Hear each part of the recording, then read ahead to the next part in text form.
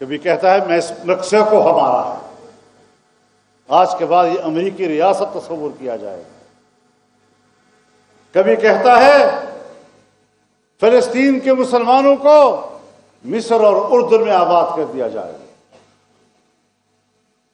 اور امریکہ کا کٹ پتلی نیتن یاہو کہتا ہے کہ سعودی عرب کے اندر فلسطین کو بسایا جائے،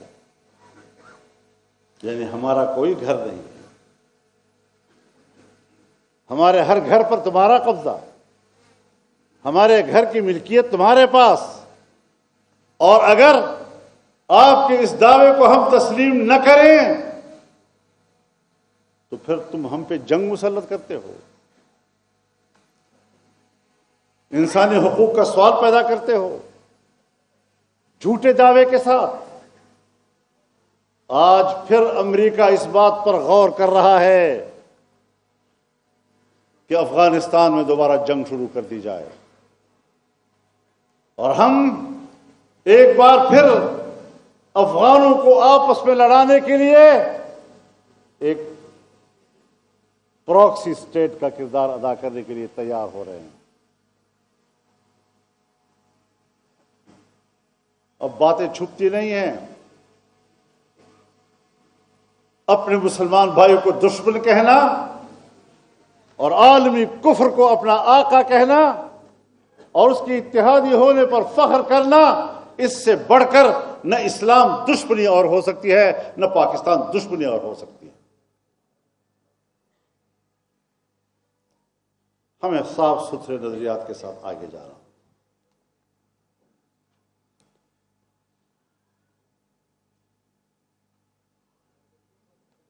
یہاں پر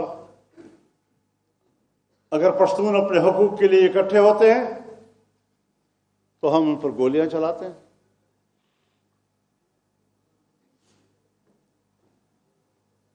ان پر پابندیاں لگاتے ہیں۔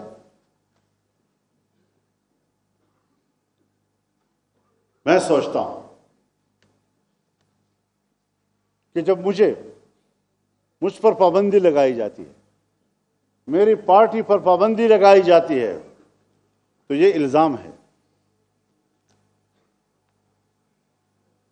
اس الزام کی سزا مجھے اس وقت دی جا سکتی ہے اگر میرے خلاف کھلی عدالت میں مقدمہ چلایا جائے، میرے اوپر الزام ثابت ہو جائے، پھر ریاست کو مجھے سزا دینے کا حق حاصل ہے۔ لیکن اگر کسی عدالت کے سامنے آپ نے میرا مقدمہ لے کر نہیں گئے، آپ میرے پر الزام لے کر نہیں گئے اور میری پارٹی پر پابندی لگاتے ہیں، میرے سیاسی رہنماؤں پہ پابندی لگاتے ہیں، میرے کارکنوں پہ پابندی لگاتے ہیں، تو پھر آئین کی خلاف ورزی تم کر رہے ہو، اس کی خلاف ورزی ہم نہیں کر رہے۔ سیاست میں تشدد، ہم تو اس کے خلاف ہیں۔ اعتدال کے رویوں کی طرف ہمیں سب کو جانا ہوگا اور قوم کو ایک کرنا ہوگا۔ میرے محترم دوستو، ایک 2 ہفتے قبل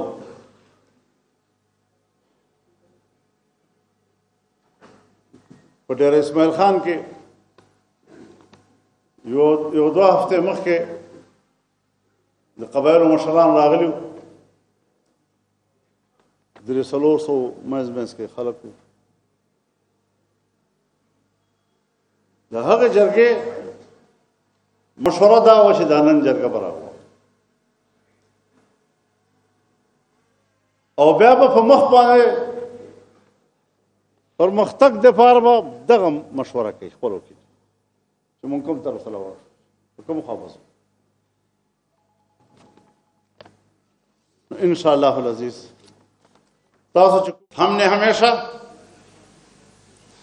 آئین کی بات کی ہے. آئین میثاق ملی ہے.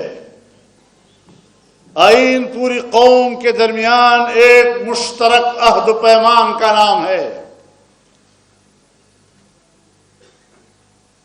اگر میری گفتگو میں تلخی آتی ہے، کوئی ایک لفظ مقتدر قوتوں کو پسند نہیں آتا، تو مجھے غدار بھی کہا جاتا ہے، مجھے ریاست کا دشمن بھی کہا جاتا ہے۔ اور جو لوگ آئین کے کو چند اوراق کا بوجھ تصور کرتے ہیں، جو لوگ آئین کی کوئی قدر و قیمت ان کی نظر میں نہ ہو، وہ اپنے آپ کو ریاست کا محافظ کہتے ہیں۔ میں ببانگ دہل آج کے اس جرگے کی تائید کے ساتھ واضح اور واشگاف الفاظ میں کہتا ہوں کہ ہم ریاست کے وفادار ہیں، ہم آئین کے وفادار ہیں، ہم ملک کے وفادار ہیں، اور اگر آئین سے بغاوت کی ہے تو تم لوگوں نے کی ہے۔ آئین، جس آئین کا تم نے حلف اٹھایا ہے، اس آئین کے حلف کو تم توڑ رہے ہو، ہم نہیں توڑ رہے۔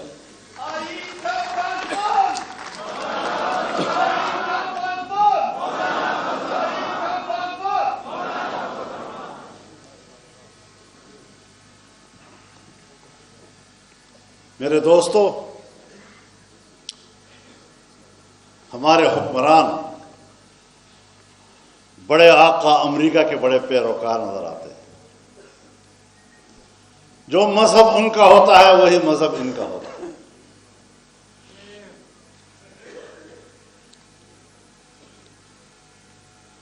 امریکہ نے کہا میری جنگ دہشت گردی کے خلاف ہے۔ دہشت گردی کی کوئی تعریف بھی نہیں تھی کسی کتاب میں، لیکن افغانستان میں دہشت گردی کے خلاف جنگ کے نام پر امریکہ نے فوجیں اتاری تو ہمارا حکمران مسلمان بھائی کے شانہ بشانہ کھڑے ہونے کی بجائے امریکہ کے شانہ بشانہ کھڑا ہو گیا۔ امریکہ کا اتحادی بن گیا۔ رسول اللہ صلی اللہ علیہ وسلم نے فرمایا لَتَتَّبِعُنَّ سُنَنَ مَنْ قَبْلَكُمْ شِبْرًا بِشِبْرٍ وَذِرَاعًا بِذِرَاعٍ حَتَّى لَوْ دَخَلُوا جُحْرَ ضَبٍّ تَبِعْتُمُوهُمْ قالوا يا رسول اللہ اليہود والنصارى قال فمن۔ ایک دن آئے گا کہ تم بالشت اور قدم قدم پچھلی قوموں کی اس طرح پیروی کرتے نظر آؤ گے جس طرح کہ اگر گوہ بھی اپنے غار میں گھسنے لگے تو تم وہاں بھی ان کا پیچھا کرتے رہو، تابعداری کرتے رہو۔ صحابہ کرام نے عرض کیا یا رسول اللہ ہم یہود و نصارہ کے تابع ہوں گے؟ آپ نے فرمایا پھر اور کون ہو سکتا ہے؟ آج ہمارے حکمران ہیں، آج ہماری مقتدرہ ہے جو امریکہ اور مغرب کی غلام، جو ان کے پیروکار مسلمانوں کے خلاف فوراً بندوق اٹھانے والے، ریاستی طاقت استعمال کرنے والے، اور ہم اپنے بھائی کو اپنا دشمن کہتے نہیں تھکتے، لیکن کہیں امریکہ ناراض نہ ہو جائے۔